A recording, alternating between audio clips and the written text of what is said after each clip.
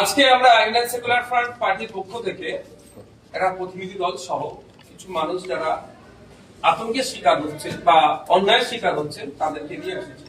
বাইরে কিছু মানুষ আছেন, আজকে সিও স্যারের সাথে কথা বললাম যে নাজার থানার মূলত সন্দেশখালী বিধানসভা নাজার থানার বিভিন্ন অঞ্চলের বিভিন্ন বুথে বিএলও মারফত কিছু কাগজ সার্কুলেট করা হচ্ছে। সেখানে দেখানো হচ্ছে কোন জায়গায় নাম লিখে তার পার্ট নাম্বার, সিরিয়াল নাম্বার, তার নাম, এসিটি নাম্বার এবং তার সাথে সাথে নট ইন্ডিয়ান সিটিজেন লেখা দিচ্ছে, কোন জায়গায় ডেথও লেখা দেওয়া হচ্ছে। এইভাবে করা হচ্ছে, এটা মানুষ আতঙ্কিত। আমরা যতটা জানি নির্বাচন কমিশনের কোনো এখতিয়ার নাই এইটা খোঁজা কে ভারতীয়, কে বাংলাদেশি, কে মায়ানমারি, কে আফগানি, এই ধরনের সিটিজেনশিপ খোঁজা। আর্টিকেল 324 নির্বাচন কমিশন পাওয়ার পাচ্ছে ইলেকশনকে কন্ডাক্ট করা, ভোটার লিস্ট স্বচ্ছ করা, ভোটার কোনো অবৈধ ভোটার না থাকা, অবৈধ মিনস যারা এখানে যে গাইডলাইন আছে সেটা বৈধ ভোটারের 18 বছর ঊর্ধ্বে নাম ইনক্লুড করা। এটা কোনো নোটিশ করে বা কোনো পঞ্চায়েতে বা বিএলওর মাধ্যমে কাউকে জানানো যে তুমি ভারতীয় নয়, এইটা এর মধ্যে পড়ে না। সেই মতো আজকে আমরা সিও স্যারের কাছে এসেছিলাম। সিও স্যারকে জাস্ট তিনটে আমরা প্রতীকী উদাহরণ দিয়েছি আমরা, যেরকম তিনজন এবং দুজন মৃত, যে দুজন আছে ভদ্রমহিলা আর ভদ্রলোক হচ্ছে মৃত্যু হিসাবে দেখানো হয়েছে, তাদেরকে হাজির করেছিলাম। আর যাকে ভারতীয় নাগরিক বলা হচ্ছে না তাকে হাজির করেছিলাম। জাস্ট তিনজন। এই অফিসে তো সবাইকে বেশি লোককে ঢুকানো যায় না। নির্বাচন আমাদের সিও স্যার তো অবাক হয়ে গেল যে এই ধরনের নির্দেশনা এখান থেকে দেওয়া হয়নি। এটাও বলে দিলে বুথের স্তরে কেউ এই ধরনের এটাকে একটা ভুল বার্তা ছড়ানোর জন্য এগুলো করা হচ্ছে। আমরা আবার তার প্রতি উত্তরে আমরা তাদেরকে বললাম যারা এই কাজ করছে তাদের বিরুদ্ধে ব্যবস্থা গ্রহণ করতে হবে। অন্যথায় আমার নামে যদি আমি জীবিত আমাকে ডেথ বলে ঘোষণা করে দেয়, আমি স্বাভাবিকভাবে আতঙ্কিত হয়ে যাব। আমি ভারতীয় নাগরিক, আমার হাতে 1954 সালে, 1972 সালে, 1964 সালে, 1947 সালের দলিল আছে, আমি ব্যবসা মনে করে পেয়েছি। আমাকে ভারতীয় নাগরিক বলা হচ্ছে না, এই ভারতীয় নাগরিক নয় বলে দিচ্ছে, আমি আতঙ্কিত হয়ে যাবো। এই আতঙ্কিত হয়ে গেলে মানে বিপদগ্রস্ত হয়ে যাচ্ছে, বুঝতে পারছি এই সুযোগে নিয়ে যদি কেউ খারাপ পথে পরিচালনা করে এটা তো ক্ষতি। তাই এদের ব্যবস্থা গ্রহণ করতে হবে। উনি ডিএম স্যারকে নির্দেশ দিচ্ছেন যে এগুলোকে খুঁজে বার করা কোথায় এইগুলো কি কি হচ্ছে এবং তাদের বিরুদ্ধে ব্যবস্থা গ্রহণ করবে। এবং আমরাও বলেছি সহযোগিতার জন্য কোন বুথ, কোন বিএলও, কোন এআরও, তাদের পার্টিকুলার আমরা নোট করে আমরা সিও স্যারের কাছে পাঠাবো যে এই বুথে আমরা এখন পর্যন্ত খবর পাচ্ছি বিএলওর নাম, তার কন্ট্যাক্ট নাম্বার, ইআরও বা ইআরও যিনি আছেন তার ডিটেলস আমরা দেবো। যতটুকু কথা বলে বুঝতে পারলাম সম্পূর্ণরূপে এটা একটা চক্র চলছে, যেটা ইসিআই কে অন্ধকারে রেখে তারা পুরো স্তরের মানুষজন তাদের স্ব উদ্যোগে এই ধরনের লিস্ট কম্পিউটারে বানিয়ে পঞ্চায়েতে ঝুলিয়ে বা বিডিওদের হাতে দিয়ে বা উদ্বোধন কোথাও লাগিয়ে মানুষকে বিভ্রান্ত করছে, মানুষকে আতঙ্কের দিকে ঠেলে দিয়ে একটা অরাজকতার দিকে ঠেলে দেওয়ার চেষ্টা করছে। আমি এটাও রিকোয়েস্ট করেছি স্যার আপনি পুরোপুরি তথ্য নিন, প্রয়োজন আপনারা প্রেস করুন। আমি সাজেস্ট করেছি প্রেস করুন, প্রেস করে মানুষকে আশ্বস্ত করুন। আজকে 3টে মানুষ যখন গিয়েছিল ভিতরে, এনারা তো ডাইরেক্টলি এফেক্টেড, আমরা ইনডাইরেক্টলি এফেক্টেড। ডাইরেক্টলি যারা তাদেরকে আশ্বস্ত করেছে এই ধরনের কিছু হবে না, আপনারা নিশ্চিন্তে থাকুন, এ কথা বলেছে। কিন্তু 3 জন আজকে জানতে পারলেন, প্রায় 2500 অধিক এই ধরনের নোটিশ এসেছে, নোটিশ মিন্স নামের লিস্ট এসেছে। তাদেরকে আশ্বস্ত করার দায়িত্ব ইসিআই এর বর্তাচ্ছে। তাদের যেমন যারা আতঙ্কের দিকে, অরাজকতার দিকে ফেলে দেওয়ার জন্য গাইডলাইনের বাইরে বেরিয়ে এই ধরনের লেখাপত্র দিচ্ছে, তাদের বিরুদ্ধে যেমন ব্যবস্থা গ্রহণ করতে হবে, সাথে সাথে যারা এই ধরনের সাধারণ মানুষকে বিভ্রান্ত করলো, বিভ্রান্ত করার পরে আতঙ্কের দিকে ঠেলে দেওয়ার চেষ্টা করলো, তাদের বিরুদ্ধেও ব্যবস্থা গ্রহণ করতে হবে। এখানে যে ব্যক্তি আছে আপনার আকবর আলী মোল্লা, পিতার নাম হচ্ছে আপনার জামাত আলী মোল্লা, পিতাকে দেখিয়ে দিয়েছে ডেথ, মৃত দেখিয়েছে, আর ছেলেকে দেখিয়েছে কি নট ইন্ডিয়ান সিটিজেন। এখনই তো দেখিয়ে দিতে পারতো না, মানে এর পিতার মাধ্যমে যে লিঙ্কেজ করবে, লিঙ্ক করেছে, সেটাকেও উড়িয়ে দেওয়ার চেষ্টা হচ্ছে।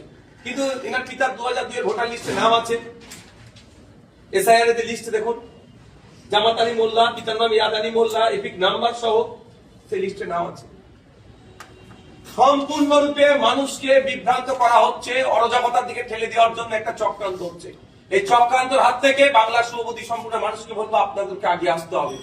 স্বচ্ছ ভোটার লিস্টের পক্ষে আইএসএফ, স্বচ্ছতার নামে যে বললো হচ্ছে, এগুলোকে কোনোভাবেই মেনে নেওয়া যায় না। যদি সেটা সিও স্যারের এন্ড থেকে হয়, সিও স্যারের বিরুদ্ধে আমরা আইনগত ব্যবস্থা গ্রহণ করব।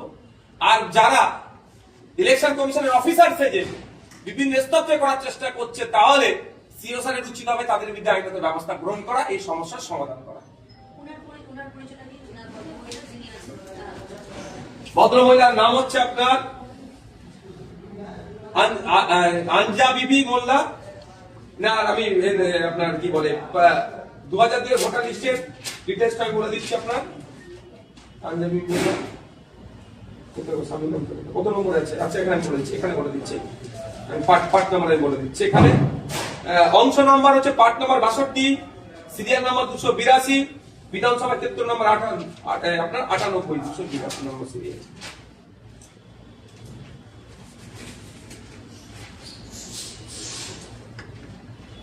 দুশো 82 নম্বর সিরিয়ালে হচ্ছে আপনার এরকম 2002 ভোটার লিস্টে নাম আছে 282, আঞ্জাবিবি মোল্লা, স্বামীর নাম তারবক্স মোল্লা, তারপর এপিক নাম্বার এটা হচ্ছে সন্দেশকারী বিধানসভা। কিন্তু উনি জীবিত আছেন, ওনাকে মৃত দেখানো হয়েছে। আপনি যদি ওনার যা ডকুমেন্টস আছে এখন ওনার হচ্ছে এসপিএইচএইচ, রেশন কার্ড থেকে শুরু করে যত রকমের ডকুমেন্টস আছে, গ্রামের মানুষ যতটুকু কালেক্ট করতে পেরেছে সেটা নিয়ে উপস্থিত হয়েছে। আপনি বলেন অরাজকতা তৈরি করার চেষ্টা করছে, এটা কোনো রাজনৈতিক দলের তরফ থেকে কি? দেখুন, ওটা তো একটা জায়গাতে কোনো না কোনো জায়গাতে এসে মনে হচ্ছে যেন এটা কোনো একটা রাজনৈতিক দলের। কারণ এখন আমার কাছে যে খবর এসে পৌঁছালো, এই মুহূর্তে শাসক দল যাদের এই দলের লিস্টে নাম আসছে, তাদের অনেকের বাড়ি যাচ্ছে, তাদেরকে ঐক্যবদ্ধ করা হচ্ছে যে তোমাদের এখন নট ইন্ডিয়ান সিটিজেন বলেছে, ডেথ বলেছে, এটার বিরুদ্ধে আমাদেরকে ঐক্যবদ্ধ হতে হবে, এটা প্রতিবাদ করতে হবে। এটা প্রতিবাদের রূপটা কোন জায়গায় পৌঁছাবে সেটা তার এই মুহূর্তে বলা মুশকিল আমাদের। না, আমরা তো বিএলওর মাধ্যমে পেয়েছি, আমরা পঞ্চায়েতের মাধ্যমে, পঞ্চায়েতের লিস্ট আমাদের মাধ্যমে পেয়েছি।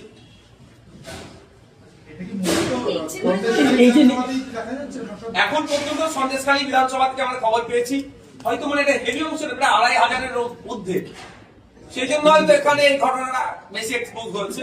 অন্যান্য জায়গায় কি হচ্ছে এই মুহূর্তে বলা দুষ্কর। তবে শুরুতেই যখন আমরা পেয়েছি, এটাকে অঙ্কুরেই বিনষ্ট করতে হবে। কারণ এমনি মানুষ আজকে আতঙ্কিত, তার ভোটার লিস্টে নাম থাকবে কি থাকবে না, এইটা যখন আতঙ্কিত। তারপরে বলা হচ্ছে তোমার নাগরিকত্ব থাকবে না, কিন্তু ভোটার লিস্টে নাম থাকার সাথে নাগরিকত্বের কোনো সম্পর্ক নেই। যারা রাজনৈতিক, আমাদের মতো যারা রাজনৈতিক দল করে, তারা একবারের জন্য বলছে না, মানুষকে বিভ্রান্ত করছে। তাহলে মানুষ স্বাভাবিকভাবে বিতস্তত। তারপরে যদি তার সরাসরি চলে আসে নট ইন্ডিয়ান সিটিজেন, তাহলে তো তাকে আরো বেশি আতঙ্কিত করা হবে। বলছি নির্বাচন দলের তরফ থেকে কি এই লিস্টটা বের করা হচ্ছে, এই ধরনের বিভ্রান্তি তৈরি করা? দেখুন, শাসক দলের তরফ থেকে বার হচ্ছে কি আমি বলতে পারবো না, কিন্তু আমার হাতে আমি পেয়েছি ইনফরমেশন। আমি মিনস হচ্ছে আমি জামাত আলী মোল্লা, যদি বলি জামাত আলী মোল্লা, আমি ইনফরমেশন পাচ্ছি আমার বিএলওর মাধ্যমে। বিএলও জানিয়েছে তো তোমাকে, কে বলেছে? বিএলওর মাধ্যমে জানিয়েছে যে আমি মানে ভারতীয় নয়, তাকে বলা হচ্ছে বিএলওর মাধ্যমে। কি করতে হবে? কাগজপত্র নিয়ে ওপরে যা হয়ে যেতে পারে। মানে এই যে কেন যাবে, নোটিশ ছাড়া কেন যাবে? আজকে স্যারকে প্রশ্ন করছি, স্যার আমার সাথে এগ্রি হয়েছে যে যার নোটিশ আসবে না সে বিনা নোটিশে কেন যাবে।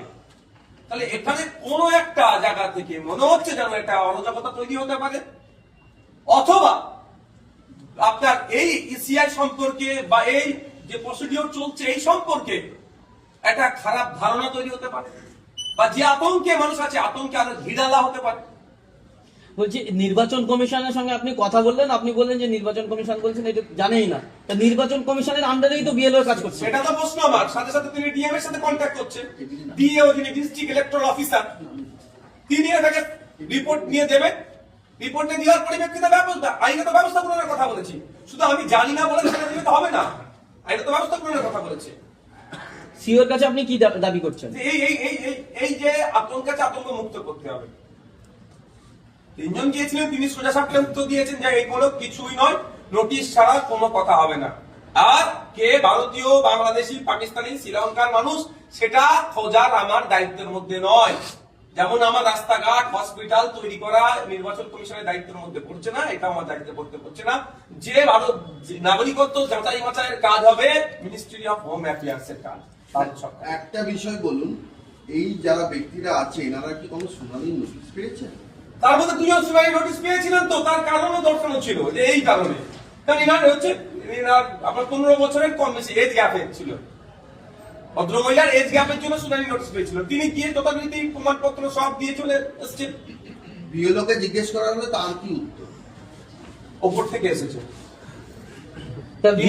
বিএলও বলছে যে ওপর থেকে আসছে নির্বাচন কমিশনের, সিও বলছে এখান থেকে যায়নি। তাহলে বিএলওর উপরে নিশ্চিত ভাই ইয়ারও আছে, এই আরও আছে, তারা রেসপন্সিবিলিটি নিতে হবে তাদের। না, আপনি বলছেন 15 বছরের গ্যাপ, এর মানে উনি মৃত নন, কিন্তু দেখাচ্ছেন মৃত।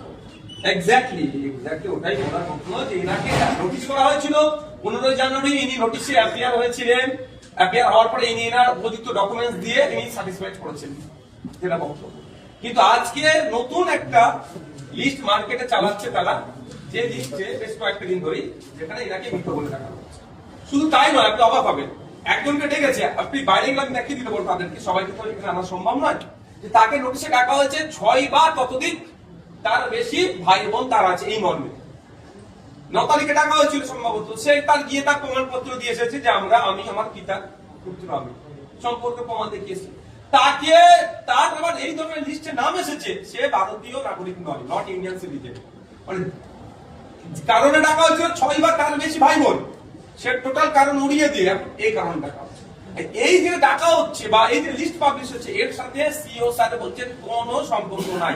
আর বাস্তবিক অর্থে আমাদের যতটুকু সেন্স আছে, সেই সেন্সের বলে বলছি, ভারতীয় এই নাগরিকত্বের যাচাই বাছাই করার কাজ কিন্তু হচ্ছে স্বরাষ্ট্র দপ্তরে, ভারত সরকার।